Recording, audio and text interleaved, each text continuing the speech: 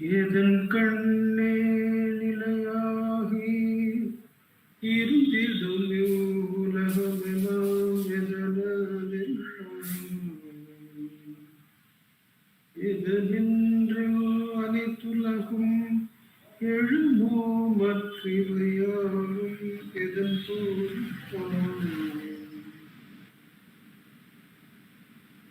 எதனாலே வையமெல்லாம் எழுந்திடுமே எல்லாமும் எதுவே ஆகும் அதுதானே குணபொருளாம் சத்தியமாம் அச்சொருபம் மகத்தில் வைப்பாம்.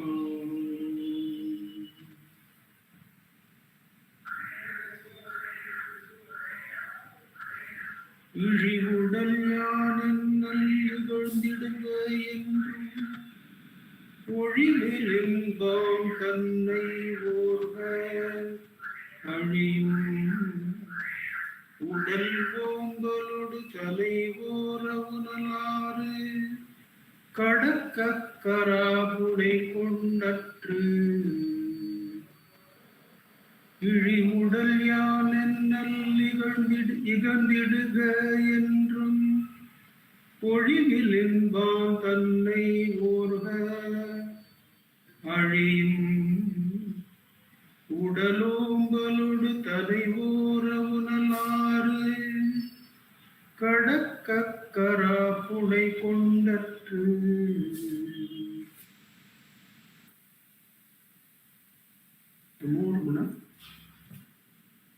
In Bhagavan's immense grace, we have meditated on 2 chapters of Ulladu Narpadu Anubandham, the Satsanga Prakaranam and Atma Tattva Prakaranam. Satsanga Prakaranam of 5 verses on the greatness of the association with Sat, the sages, and Atma Tattva Prakaranam of 6 verses. Now we are entering the Adhikara Prakaranam of another 6 verses. Adhikari Prakaranam is how does one make oneself eligible for the practice of the teachings, practice of Atma Ucharan. Lakshman Sharma begins by saying that the Viveka has been given in the first 2 portions, whom to associate with and what to seek. What is the truth that we have to seek? And now in this Prakarana, the Vairagyam is what is going to be given, and in the very first verse, the Vairagyam towards the body is what is instructed. We see Sadhana Swami's, the English translation of the verse. Give up thinking this wretched body to be I. இழிவுடல் யான் என்னல் இகந்திடுக என்றும். Ihandiduga is translated as give up. Give up thinking this wretched body to be I. என்றும் ஒழிவில் இன்பம் தன்னை ஓர்க. ஒழிவில் இன்பு means without break there is some happiness. There is a bliss that has no break in it. So Sadhana Swamigal translates it as know the real self, which is ever unending bliss. So give up identifying with the body and know the real self. What is the reason is that trying to trying to know the real self and at the same time cherishing or nourishing the unreal and perishable body is like taking hold of a crocodile in order to cross a river. So that is the third part. The third part is Aliyum Udal Ombalodu. Aliyum Udal Ombal is trying to nourish or cherish the perishable or unreal body. Aliyum Udal Ombalodu Tanai Ora Unal. To know the trying to know the self. At the same time, the attention, which is the only tool we have, we use it for greatly cherishing and nourishing the perishable body and expect that we will realize the self is like trying to cross a river by taking a crocodile as our boat, as the raft. That is the meaning. So there are three portions of this verse, very simple verse which we have to understand. The three portions are, the first itself is Vairagya is given. The Vairagya given is Ilivudal Yan Ennal Igandiduga. This lowly or wretched body, don't identify with it as I. Enrum Olivil Inbam Tannai Orga. Ever Vendrum Olivil Inbam. Ever never ending or without break existing bliss. Tannai, the self, Orga. No. Why? Aliyum Udalombalude Tanai Oramunal Aru Kadaka Karapunai Kundatru. If you try to do both these things, try to drink the water at the mouth of the Nile and at the end of the Nile, where Nile merges into the ocean, it is not possible. You can either drink at the mouth or at the place where it is merging in the ocean, it is said. That means there are certain contrary things which in this world we cannot try to hold both together. We have to make a choice. That is where the Viveka comes to choose the real and the Vairagya comes to give up the unreal, to give up the perishable. So we have seen what to choose in the first two portions of Satsanga Prakarana and Atma Tattva Prakarana. Now we are going to see a combination of both, but mainly focused on Vairagya. The Vairagya towards the perishable makes us eligible to go towards the truth. If we are still greatly attached to the perishable, then where do we have the right to say that the reality is escaping from us? We have no such right. So the Adhikari Prakarana, what makes us eligible is to clearly understand the perishable, that which is not the right thing, and keep away from that.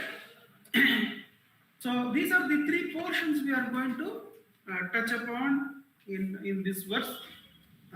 To let go or give up the body as the identity of the I, to know the real self, which is ever unending or unbroken bliss.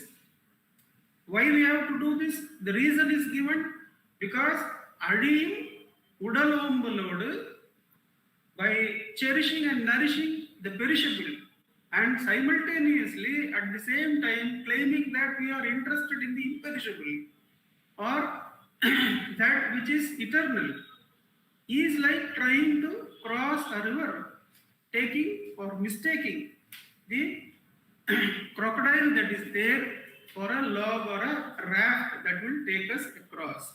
So these are the three portions. We begin by looking at a story narrated by Kanakama.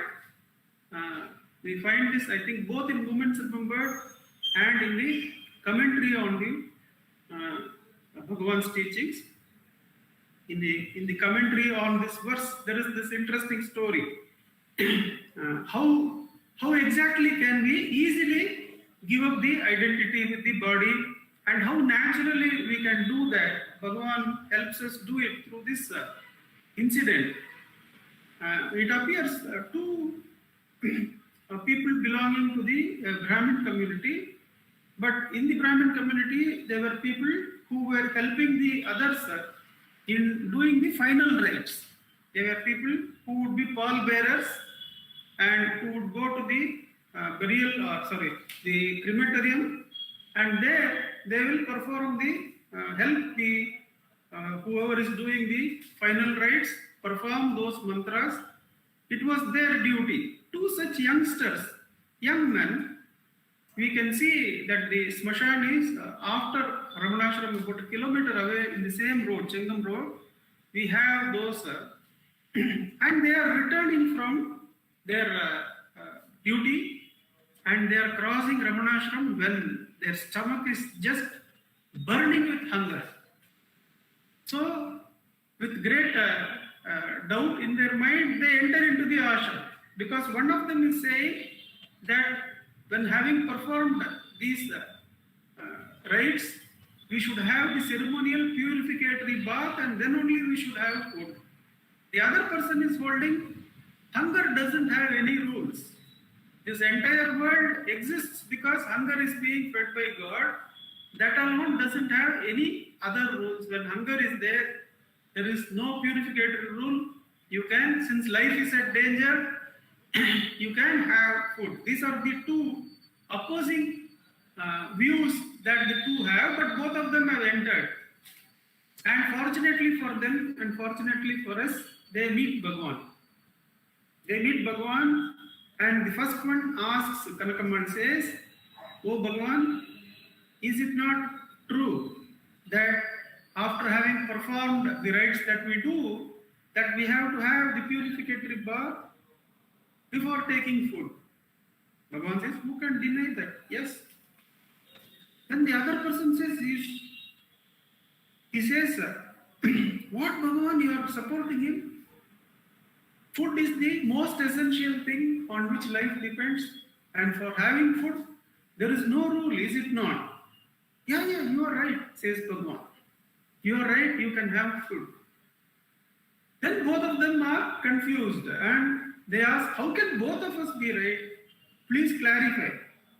How can both of us be right? That the rule he is saying, which is opposed to mine. The first one is saying, we should have the purificatory bath before having the food. The other one is saying, we can have the food without the purificatory bath. How can both of us be right?" is the question. And Bhagavan gives the answer. You are thinking you are the only pallbearers. That is the whole problem. All of us who are having the feeling that we are encased in a body which has to be eventually carried by 4 people, now we are carrying it alone.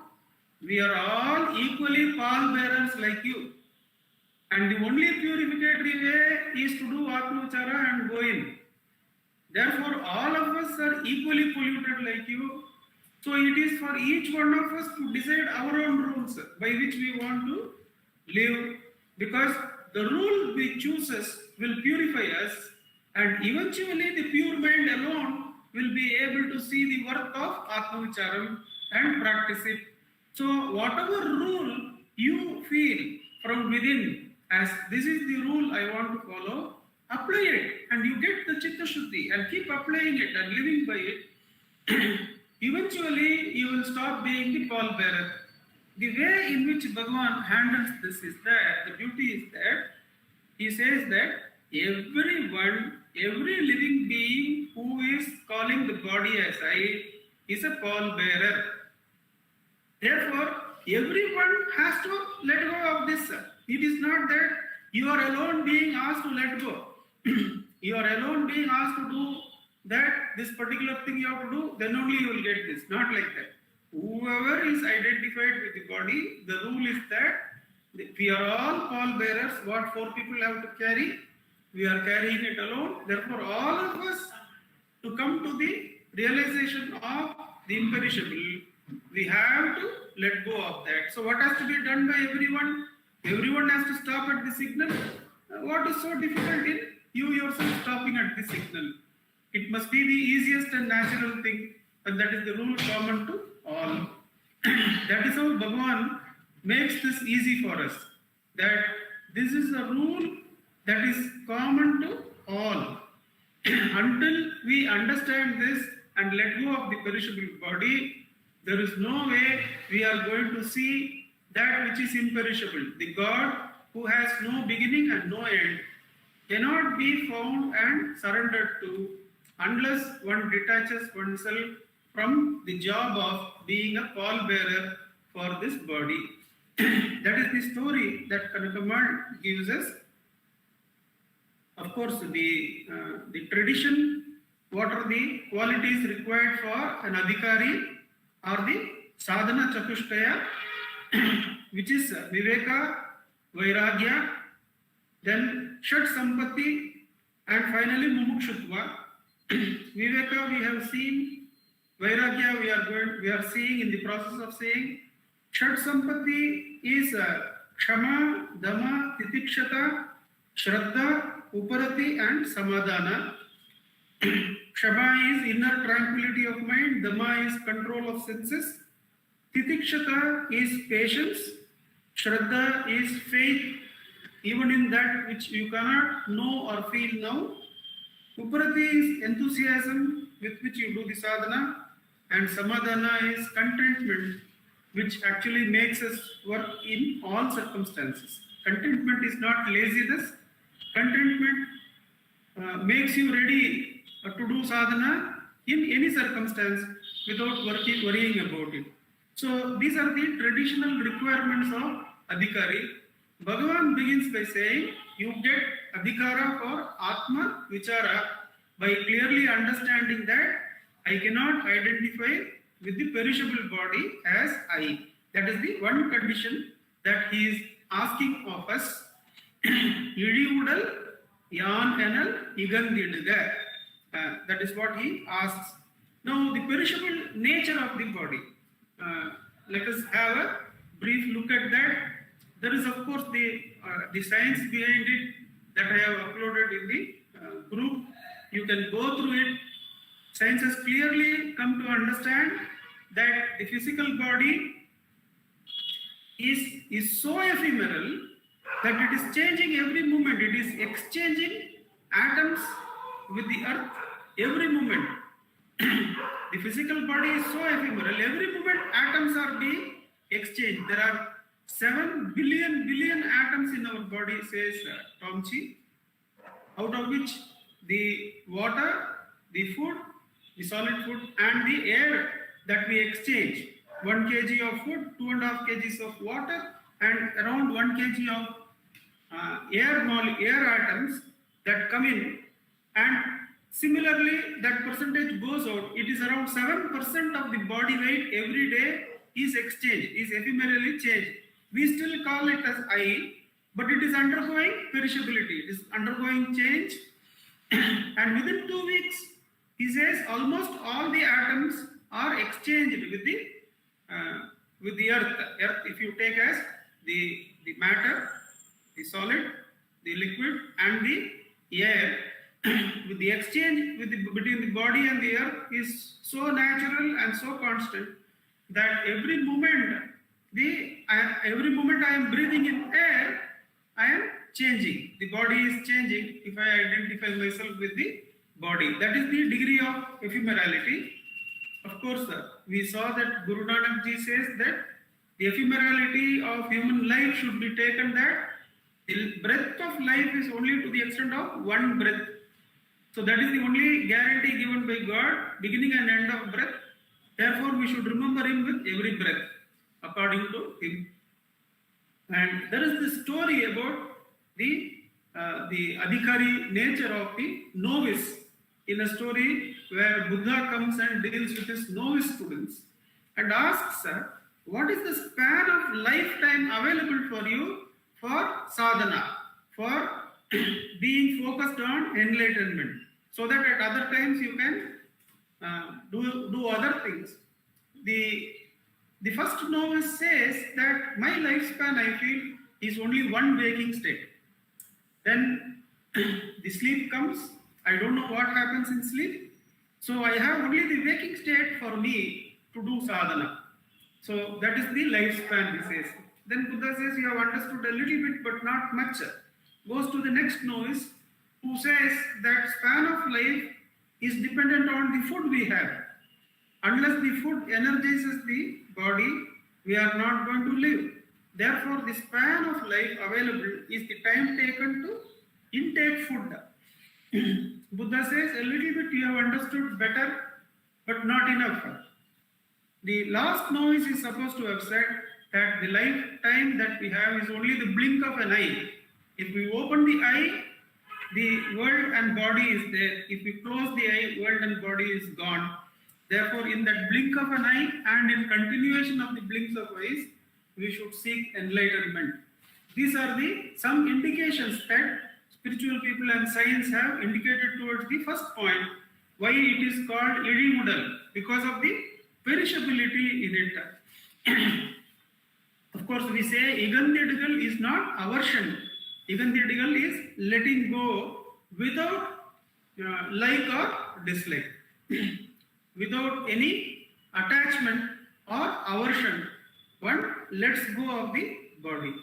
Then the eternal nature of the world itself is claimed by both scriptures as well as science in an indirect way, saying that though the atoms in the body are ephemeral, the body form is ephemeral, it is changing. The scientist goes ahead and says, the contents of the atom, each electron and each proton, it lives, it is unbelievable. The universe is supposed to exist 13.8 into 10 power 9 or 13.8 billion years or 14 billion years roughly. The electron is supposed to live 1 into 10 power 27 years. That means 27 zeros. 27 zeros is billion times the life of the universe. That means one electron lives so long that it can exist if the entire universe rolls over billion times. Now, that order of continuity of creation is unbelievable. That is unimaginably big, says the scientist himself. That the eternality of the creation which is going on, if the electron size, now electron size is being substituted by finer particles. So if we extend the logic with finer particles, the number of times the cycle of creation, the samsara, can be repeated, will only go up, not come down. So that is the order of the cycles in which it is going to be repeated if you apply that the components of which the universe is made are existing billion times the life of the universe. Now, but is that the eternality which is being referred to here? We come to an interesting phase there, that the scientist says how this eternal life goes on is that the knowledge about this creation is stored in some places with more certainty. How does the creation continue when the electron in the body is atoms in the body are so quickly ephemeral? How is it that the form remains for such a long time, the universe remains for such a long time? He says, data about the body, the knowledge about the body, the knowledge about the world is stored in certain places, in each cell, in each DNA, and epigenetics. Epigenetics is a new field where the brain has the capacity to interpret the DNA. We find that the DNA gives structure to the body, but epigenetics gives flexibility. For instance, the learning of piano is a part of epigenetics. It is not a genetic change, it is an epigenetic usage of the genes that are existing. But the idea is that there is a knowledge that is stored there. And of course, he brings to storing of knowledge of human beings in society and and in the subconscious. Basically, if we understand that all this, what is stored in the DNA, what is stored in the cell, regarding the formation of the cell, formation of all the qualities of the DNA, as well as epigenetics, all these are only thoughts and knowledge. If we take, then we come directly to the point that the scientist makes, that all knowledge is present in the subconscious. All knowledge about creation, all knowledge about how the matter is to be organized and how the interactions are to be conducted, all that knowledge is present in the subconscious. And we find that the waking is the creation and the sleep is the going into the subconscious. So the whole of billions of years and all the cycles of creation, if we take it as waking state and the dissolution as the deep sleep, then the whole of the billions and billions of times can be condensed into one waking state and one deep sleep cycle. That is why Bhagavan will always talk of deep sleep. In waking state, when somebody goes with a problem, he will ask, was this present in deep sleep, where you had gone into the subconscious? These problems were not there. So they are unreal. They are as perishable as the body. So the knowledge that has contents for the cycles of creation is also perishable, because it alternates in the waking state and is not present in the deep sleep. So the knowledge that Bhagavan is telling us, or Endrum Mozhivil Inbam Thannai Orga, that knowledge is not the nature of the cyclical knowledge of creation. The many billions and billions of times that the creation may go on, it is not that there used to be a dialogue between Maurice Friedman and Bhagavan, where Maurice Friedman would posit that, is it not true that we should never be afraid to be reborn? That is what is immortality. Bhagavan would not refute him, but he would go and indicate directly about what is the self, because they are all very high states of consciousness. Bhagavan would not refute their belief, but would say that in the self there is nothing to witness, there is nothing apart from the self to know. Self alone is, that automatically means that the knowledge that Bhagavan is asking us to have is not about the knowledge of the creation, which may go for a waking state and a deep sleep state, or it may go for billions of years. In either case, that is not the knowledge Bhagavan is asking us. That is called as Sutta River. That is to be treated as perishable as the body itself. And we have to seek the self, where the self alone is.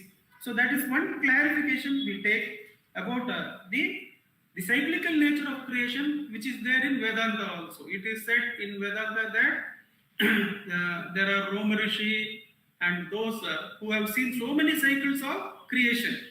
And that's what the scientists are finding now, that with the same electron, we can make billions and billions of universes, which live, each of the universe living for 14 billion years.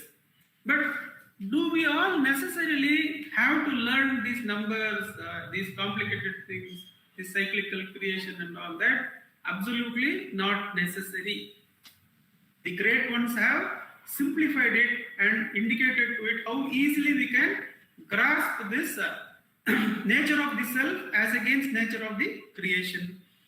There is this guru to whom a scholar goes. This scholar has just then translated Isha Upanishad into Marathi.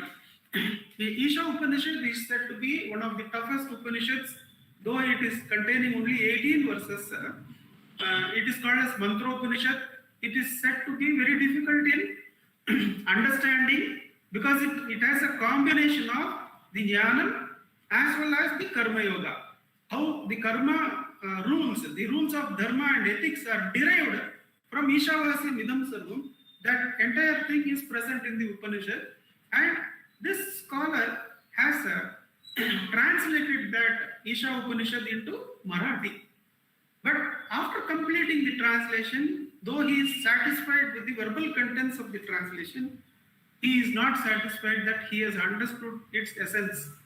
He still has a hole in his stomach that I have not understood the essence of this Upanishad, and that remains, and he tells his friend, how am I going to go further?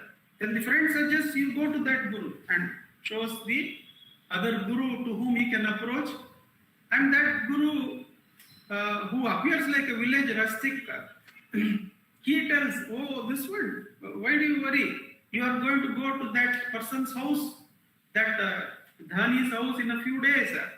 There the maid servant girl will teach you the meaning of Isha Upanishad. Don't worry. Now this scholar will be dumbfounded. He will feel that this Guru, who is really a great one, is actually joking. And anyway, his plan will be there to go to that Dhani's place, where he uses the facilities to go and write and do other things. In the Dhani's place, after 2-3 days stay, he finds not the maid servant, but the maid servant's assistant, a young girl who is singing so beautifully a song on the nature of a sari given to her, its beautiful embroidery, its beautiful color, and all that she is singing, but she herself is wearing a very tattered sari, half sari she is wearing, and the scholar who has come out of his room to see who is that singer of that beautiful song sees that she is wearing that tattered dress. And when the Dhani comes and gives 2 new dhotis to him that evening, says, why don't you give that beautiful singer, the assistant to the maid, a sari? She is wearing such an old one, and the Dhani is supposed to have given it. And that girl, again, unknowing about the instructions given by this gentleman, she receives it from the Dhani, and the next day she wears it. The same happy song is still there about that beautiful sari, the beautiful embroidery, and this one, that song flows from her with all the happiness while she is working. And the next day, she packs that new sari into her box, wherever she keeps, and goes back to her old tattered half sari and wears that, and still sings the same beautiful song with all the merriness and cheerfulness, and comes. And the moment the scholar sees that the 3rd day, wearing the old half sari, this girl is still so cheerful and happy in her work, he gets the meaning of Isha Upanishad. It falls the whole machinery of understanding, the consciousness. It learns from that girl that irrespective of circumstances, whatever the circumstances may be, if the mind is kept all right, then there is happiness. Because everything is Ishvara, whether a billionaire, or whether a tattered sari, or a new sari, or a work as a maid, or a scholar, whatever the circumstances, everything is Ishavasyam. Everything is Ishvara only. When that is learned, then the mind is ever cheerful. It is never unhappy. So one need not know these numbers and all these things. If one understands, irrespective of circumstances, if the mind sees only Bhagavan, only the self, then that Odivil Inbam Tannai Uvorga is so clear. That is the second part, that why the eternal nature of the self, the eternal bliss. Endrum Odivil Inbam Tannai Uvorga. We find we had a few points on this happiness and nature of happiness to be covered. Bhagavan has given so beautifully that why the happiness should not be sought in this world, why the happiness has to be sought in the self. Bhagavan says in question answer number 24 in Who Am I? He says, Ulagapurul Wondrilavada Sugam Enbadille. If you consider something, including your body, to be part and parcel of the world, Ulagapurul Wondrilavada Sugam Enbadille. Sugam Enbadu Atmavin Swarupame. It is the self alone which can be called as happiness.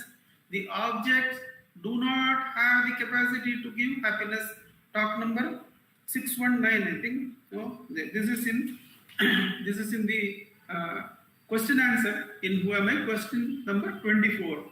Bhagavan says, it is like the dog eating a bone, and the bone which is now even without the marrow for which the dog is eating it, it goes and pierces the gum of the dog, and there is blood flowing, and that blood is tasted by the dog, and the dog feels so happy. Oh, what a nice bone I have had. Bhagavan says all worldly objects are like that, like the dry bone without any marrow in it, and we continuously chew on it and taste our own taste. He says how he explains is, when that object which we were so desperately seeking is received, or when that object which we were so ours and wanted to get rid of is got rid of, then that mind which was so occupied with that object is relieved like that and goes into the Atma and enjoys the happiness that is there in the Atma, not in the object. Muruganar says, if the object had the happiness, then why will you get more happiness when you are hungry, and no happiness at all when you are full, when food is shown to you? So happiness is not in the object, it is in the depth of your desire, says Muruganar in Guruvachaka Kovai. Now, it is the wise one who will stay in the shadow and not come out into the sun and suffer the heat, says Bhagavan in that talk, in that answer number 24. But we go to the very process of how the happiness comes from the cell during the in one of the talks. Bhagavan says how that happiness process is to be attributed only to the self. He says that we usually in the scriptures it is said that the Sat Chit Ananda or all the three are present. All the Sat and Chit are present in the waking, the dream, and the deep sleep, whereas Ananda uncorruptedly is present only in the deep sleep. Therefore, you have to bring that deep sleep into the waking. This is the teaching in the Upanishads. That is, Sat and Chit, the existence and awareness, are present more or less clearly or unclearly. They are present in the waking and dream, and as well in the deep sleep. The Jnani says, whereas the Ananda is present only in the deep sleep state. That is why we have to seek that Ananda here in the waking state by bringing deep sleep here. However, Bhagavan says, the happiness is not totally eliminated in the waking state. It is present. The happiness is present in somewhat corrupted form as Priya, Moda, and Pramoda. He says that when we are in the market, when we are walking in the market and we see a mango, a ripe mango, and we are habituated with great desire for that fruit. We always have great desire for lovely mangoes. Bhagavan says, till you are reaching and seeing the mango, your mind is rambling and going through many thoughts. That, this, everything, what happened to that, this, all those things are going on. The moment you see the mango, all those thoughts are replaced by the look at the mango. And now you get the desire to have it, possess it. Now you possess it. That seeing the mango is Priya, possessing it is Moda, then consuming it is Pramoda. But all the three stages, whatever happiness we feel, is not due to the object or due to the thought. It is due to the elimination of the other thoughts, he says. Like the other random rambling of the mind being stopped by observation of the mango is the elimination of all those thoughts, gives you the focus in your work, gives you the pleasure of not having rambling thoughts. Then, having completed the work, having possessed it, you are now rid of the thought that, oh, I should have it.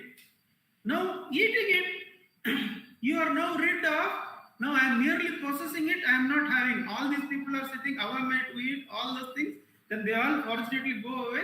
I have it. And now, That thought, the previous thought, how am I to eat? I am having it, but I cannot eat it. That is also gone. That is where the happiness comes from, by having the mango. And that too is fleeting. We go back to the rambling of thoughts.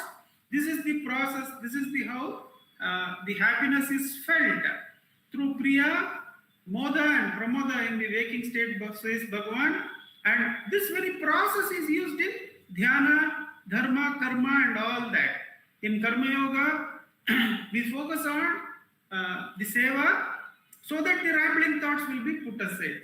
Same is the case with Dhyana, the Ekachintana.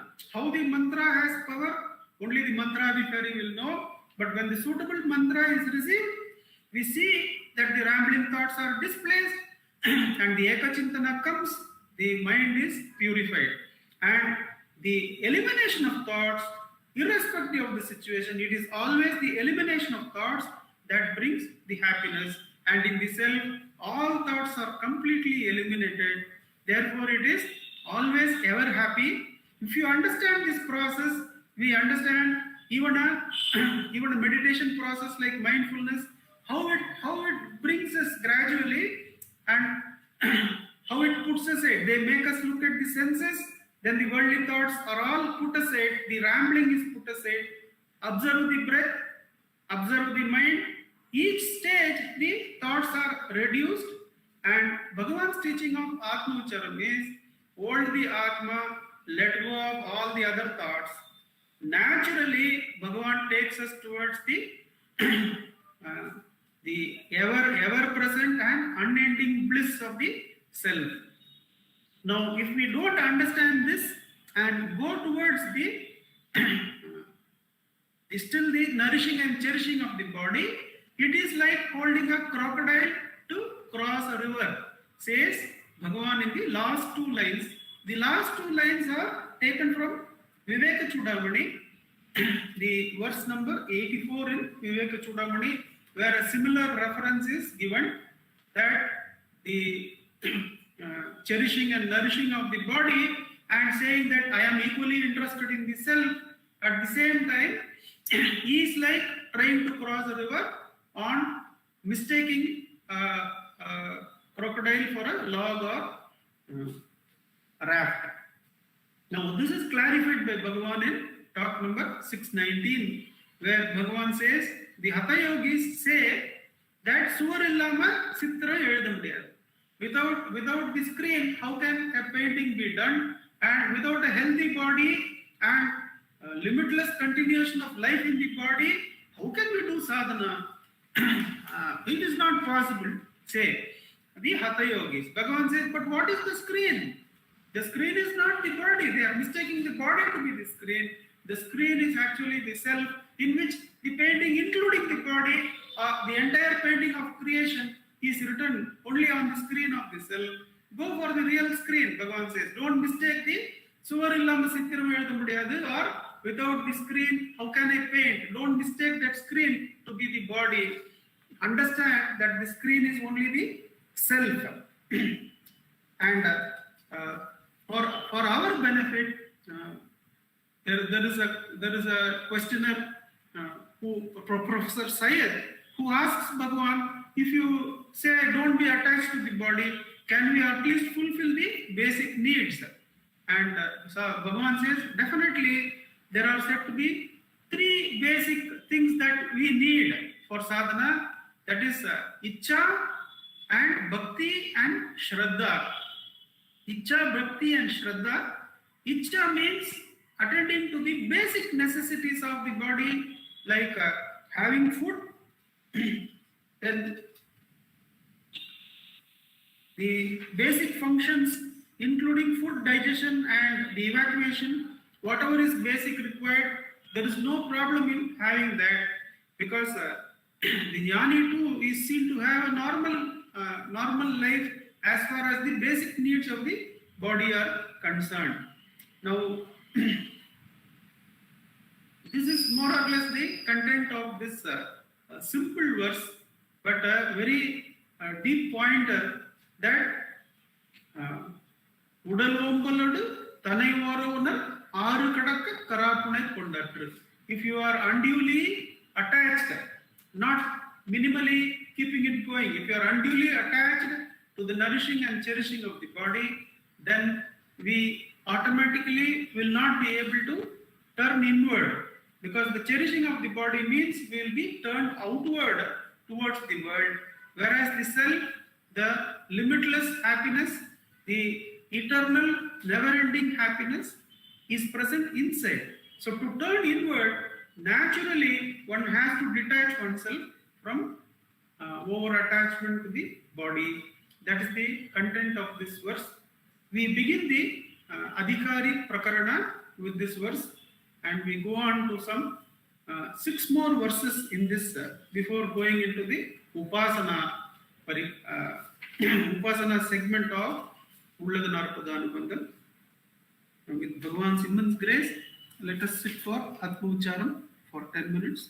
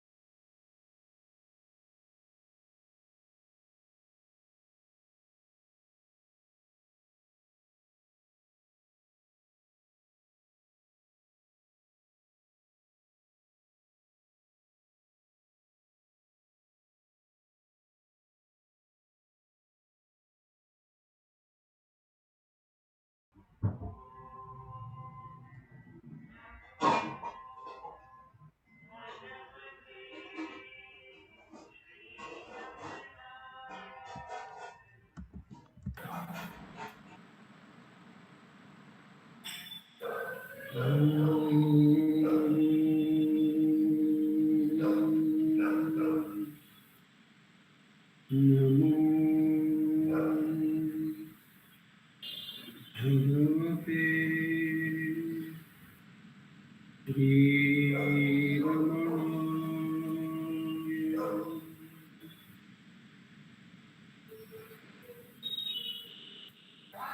Ramana.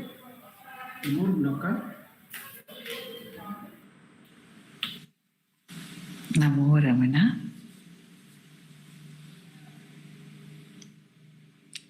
What to say? So beautifully we have been taken through this simple but most profound verse, because in that is everything. It's very simple that obviously the self has no form. So how can we reach it with a form? How can we hold it if a form is there? And any form. Body means form. Body means attachment to form. In Ulladu Narpadu, Bhagavan says, Uru Patri Undam, Uru Patri Undu, Miga Vongum, it keeps on feeding on forms, and the ego is sustained because of its attachment to the form. By the form only, by holding to a form. That's why Bhagavan says it is like holding on to a crocodile and trying to cross a river. Strong example, but strong, it is a strong mercy, we say. Often the Nandakumar ji, Venkatesh ji, Dilip sir and all, they will talk about Bhagavan giving a tight slap. The strong mercy. In Suti Panchakam, Satyamangalam Venkatramaiyer says, Kadini Kachi Endru Odi Araindane Kanvizhiyal Eddan Kannathile. He gave me a tight slap on my cheek, he said. And I, as a woman and brought up gently, without slaps and beatings, I keep saying that it is like marital, slight scolding from Bhagavan, warning, saying, oh, see, otherwise if you don't do this, we'll give you the puchandi, we'll do this, we'll do that. Slight kind of warning it is. So all the great ones have talked about it. We have many songs also which talk about the meaninglessness of attachment to the body. And Bhagavan has clearly shown us what it means not to be attached to the body. Every moment of Bhagavan's life, we can see. Not even concern, as though Bhagavan out of love for us has said, and Sadhuam Swami also says, Tanda udalik kuda idamo daham pasiyir unavugalo. That food and shelter are assured by Bhagavan. But Bhagavan is not asked even for that from Arunachala. Not even for food, clothing and shelter. Food, he threw away whatever he had with himself when he came. So what Arunachala would give was enough. Shelter, where did he have? He did not have any space to stay. And clothing, yes, he wore because of the concern for others. And that too, his kaupina was tattered. And he just stitched it with a cactus thorn and he wore it. So that the beauty of not being attached to the body, it is shown by Bhagavan to us, the glory of that. See, right from Patala Lingam or the last illness, or even these simple acts all through every moment of his life, that the glory of that non-attachment is revealed to us. And this we see in the lives of Bhagavan's devotees also. I would have shared these incidents, but I will share them again. I remember one which Sundaramanna shared with us. Sundaramanna had said that there was I think it is Munagala's daughter, wife of O. Ramachandraya. She was referred to by them as Urattai. And she was very beautiful, very wonderful person, always in Bhagavan. And in her last days, she was laid up due to some wrong treatment. Her body had shriveled and become, Ganesha now also says, something like a small hairy animal, such a beautiful woman. She was looking like that, she was in the bed and she was also physically suffering. So, Sundaramanna, when he saw her in that state, he was very moved, visibly moved, and he said, what is this Bhagavan who has reduced you to this state? Then, it says, I think so she said, immediately he says, she could hardly, even lying down was difficult, sitting up, but she almost practically sat up and with so much of energy, she said, Yada sonna, enna sonna nee? இந்த உடம்புக்கு ஒரு நிலைங்கிறதுனால நீ பகவான் ஒரு வார்த்தை சொல்லலாமாடா? இந்த உடம்புக்காக வேண்டி, வெறும் உடம்புக்காக வேண்டி நீ சொல்லலாமாடா? என்னடா சொன்ன நீ? So she said, how dare you say this? How dare you talk about Bhagavan in a detrimental manner? Just because something has happened to this mere body. How dare you do that? So that is the kind of state where we have seen all the great ones, all the devotees of Bhagavan, their total indifference to the body. Whether it is Kunjaswami having rheumatic pain and his attendant has actually applied something, and then he tells Ganesha Anna, my attendant tried something very beautiful today, different oil. Didn't work, that's all. Jokingly he says. And didn't work means pain is there. And what had the attendant done? He had applied honey which was there in the room instead of the oil. So on top of the pain, maybe it was sticky, we don't know. But the sweetness of these devotees, that they can joke about it. Or it may be Shastri Mama, when he had gangrene in his leg, and the doctor said nothing can be done, he can't be operated, he's too old. And the leg had, literally it had rot him. So Ganesha Anna, again, he was in tears. He did not blame Bhagavan, but he told Shastri Mama, he said, Unga kala paakave mudiliye Mama, I'm not able to see even your leg. Imagine, seeing was so difficult, how would he have borne it? That Shastri Mama was, then he asked him, Kalaye paakra mukkal nanna irukku adha paare. He punned on the word kal. Kal in Tamil means quarter. Why are you looking at the quarter? 3/4 is nice, isn't it? Though that 3/4 you can look at and feel that it is nice. Why are you looking at this part? So the great ones, their total detachment from the body, they have lived. And why do they live in this manner?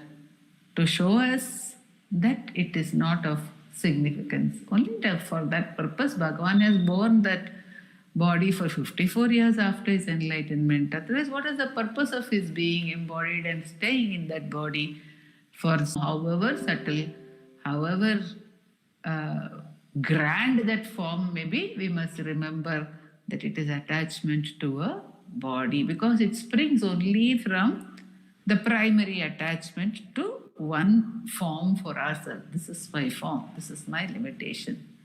By Bhagavan's grace, through the inquiry, who am I, which cuts at this attachment most effectively, every time it rises, each time it rises in the form of a thought itself, which cuts away at it.